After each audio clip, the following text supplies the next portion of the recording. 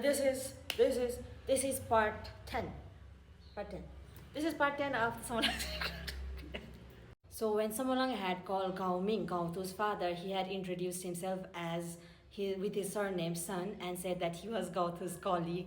And when Huayang heard that how Samolang had introduced himself as Gao Tu's colleague, he teased Samolang, saying that he should have gone further and said that he was Gao Tu's old classmate as well.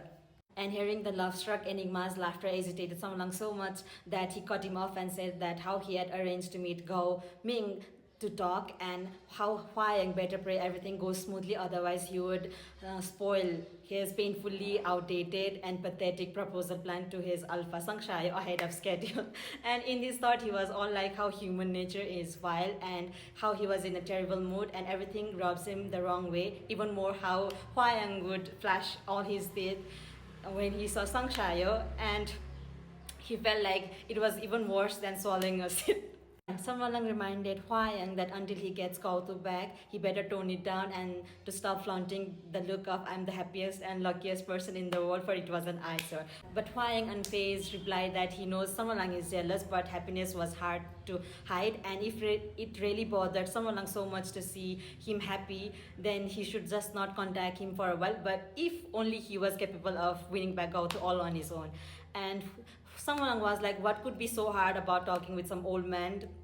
But Huayang broke that bubble, saying how if he was so confident on winning back Gao Tu, and if he had just listened to his advice earlier and tried to win him back earlier, things wouldn't have escalated to this point. And hearing that, Samalang was so dejected and asked where Gao Tu could be and if he will ever come back. But Huayang said with conviction that he did not know whether Gao Tu would come back or not, but that Gao Tu definitely needed Samalang at that point of time, because he knew Gao Tu was going through his pregnancy alone and all that. So yeah. And for Gao Ming, who was at his dead ends, Samalang's call was like a spring in the middle of the desert, offering him a lifeline from his dire situation. And he remembered how among Gao Tu's colleagues, only one was surnamed Shen, and it was the extremely wealthy Alpha who was also Gao Tu's boss.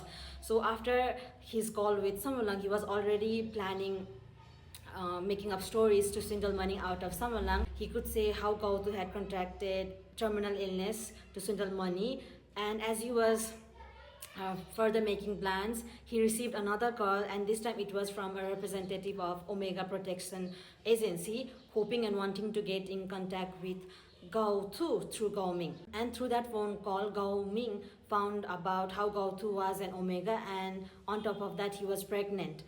And the representative said that under normal circumstances, they wouldn't be displaying the patient's condition to their family members, but it was a dire situation, so they had to say the things. I was like, what the hell? So anyway, and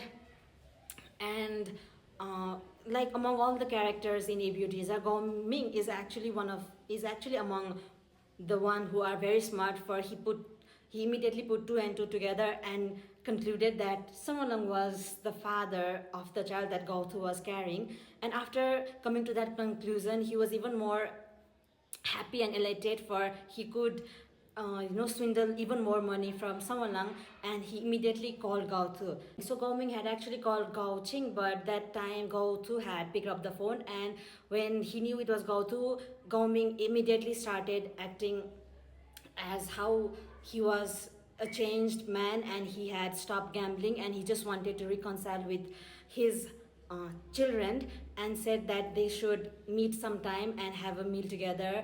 And hearing that, Gao Tu was actually very happy, though he hesitated whether he should go and meet Gao Ming and all, but at last he said okay, and they set up a meeting at a restaurant, I think in Yi City or something like that, yeah.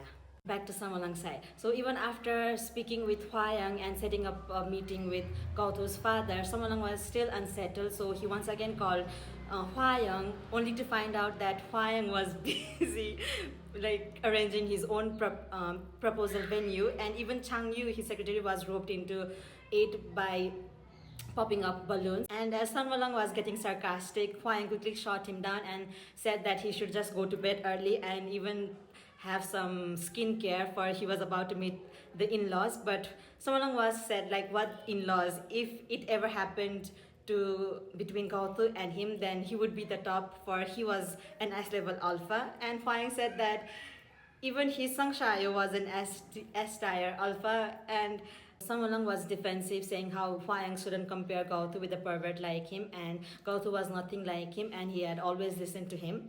But Huang said that he also listened to Sangshayo and even offered a piece of advice, saying how Samalang should show his best self to Gao Tu, or if not, Gao Tu wouldn't bother with him again, and not to be delusional that if he only found him, then Gao Tu would immediately and obediently return back with him. And hearing Huang act so familiar and understanding of Gao Tu actually rubbed Samalang wrong, and he felt that as if someone has trespassed on his territory, so he quickly snapped back, saying how not to act so familiar with Gao Tu, for he and Gao Tu had known each other for 10 years, and in the past, if he said Gao Tu to go east, then Gao Tu wouldn't think about going west. But Huang quickly popped off that balloon and saying how Samalang said it himself that it was in the past, and he was even confident and wanted to make a bet that the next time they both see each other, Gao Tu would probably run faster than a rabbit seeing a wolf.